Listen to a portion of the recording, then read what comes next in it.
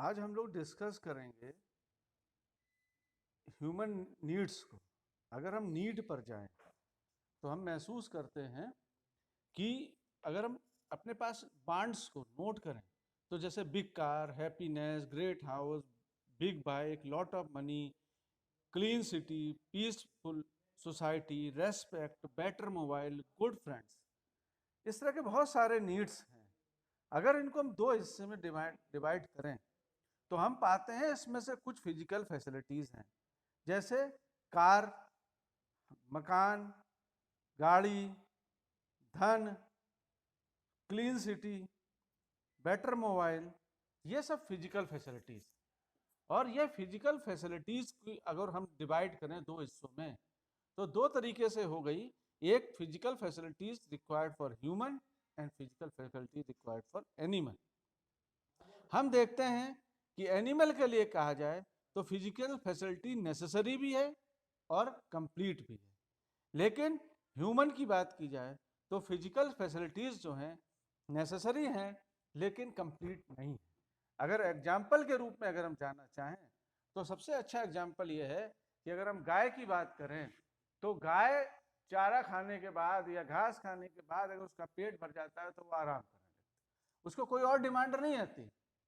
जब तक वो दोबारा भूखी नहीं होगी तब तक वो भोजन पाने का प्रयास नहीं करने वाली, उसको स्टोरेज नहीं कर रही। लेकिन अगर ह्यूमन बीइंग की बात करें तो ह्यूमन बीइंग किसी चीज की डिमांड करता है, सपोज क्या उसको एक कार खरीदनी है तो उसके लिए वो प्रयास कर रहा है और कंटिन्यूस प्रयास करने के बाद वो कार प्राप्त कर लेता है तो शायद थोड़े समय के लिए वो खुश रहता है और उसके बाद क्या होता है, थोड़े समय बाद उसको देखता है कि दूसरे के पास उससे बड़ी गाड़ी आ गई तो फिर वो दुखी हो जाता है। तो नीड पूरी होने के बाद भी वो कहीं ना कहीं हम देख रहे हैं संतुष्ट नहीं है। इसलिए मैंने कहा ह्यूमन बीइंग के लिए ये फिजिकल फैसिलिटीज जो मिल रही हैं वो नेसेसरी है, जरूरत है, लेकिन वो उनको पूरा करने के बाद भी वो दोबारा प्रयास करने लगता है।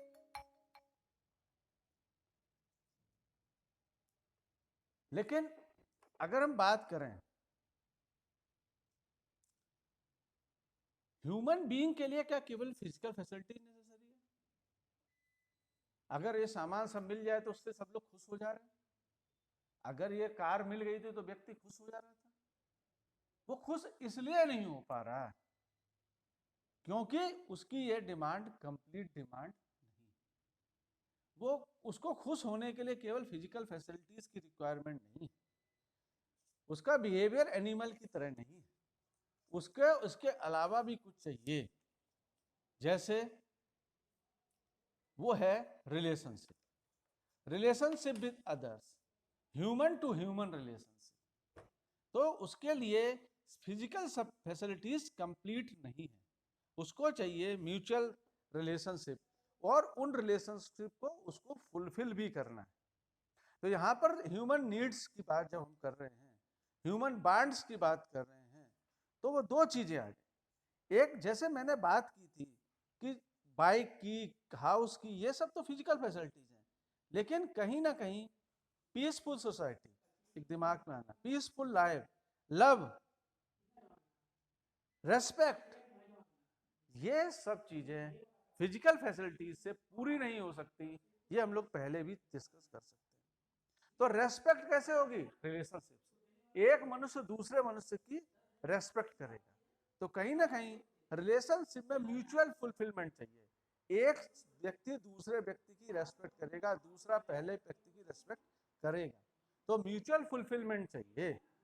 इसी तरीके से एक व्यक्ति या समाज में बहुत सारे व्यक्ति, एक व्यक्ति जब पीसफुल एटमॉस्फेयर बनाएगा तो वो और लोगों के साथ अच्छे रिलेशन में रह पाएगा। तो यहाँ पर संबंध की बात हो रही है, रिलेशनशिप की बात हो रही है। तो दो नीड्स हो गई। मनुष्य केवल फिजिकल फैसिलिटीज से खुश नहीं रह सकता, जानवर रह सकते हैं, लेकिन मनुष्य के लिए फिजिकल फैसिलिटीज के साथ साथ किस चीज की रिक्वायरमेंट है? वो रिक्वायरमेंट है रिलेशनशिप। और रिलेशनशिप कैसी चाहिए? रिलेशनशिप ह्यूमन के साथ चाहिए, ठीक है? ह्यूमन की ह्यूमन से relationship requirement. We do get into the argument, opposition and fights, even in the family and close friend, with the colleague at work, in the marketplace. Every time we have a fight, we want to resolve it. We say sorry, patch up, and promise not to fight in future. Even though we do not want to fight, does not take place once again.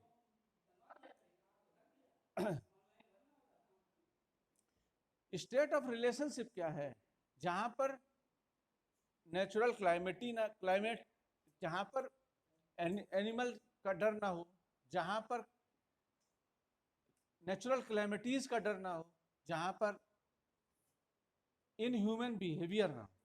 तो बाकी दो चीजें, natural क्लाइमेटीज and wild animal, ये दो ऐसे डर हैं जो समय समय पर होने वाले हैं। लेकिन आदमी के साथ इनह्यूमन बिहेवियर, ये समाज को, ये डर जो है ये कंटिन्यूअस रहता है। ठीक है, तो यहां पर रिक्वायरमेंट क्या है? Have to problem of multiple level leading to unhappiness. अगर हम रिलेशनशिप में नहीं है, रिलेशनशिप हमारी प्रॉपर नहीं है, हमारे संबंध एक मनुष्य का दूसरे मनुष्य के साथ प्रॉपर नहीं है, तो हम कंटिन्यूअस अनहैप्पीनेस फील करने वाले हैं। We have unable to have a fulfilling relationship all the time in the family, outside family, and the society in the world are larger. And physical facilities के लिए है, we want to feel prosperous but end up working only for accumulation of wealth. We want to enrich nature but are exploiting it and destroying it. In relationship, do I understand human relationship? Do I know that other person's experience from me and ours? The answer is I mostly do not. I am not sure about this. It depends, it changes from time to time.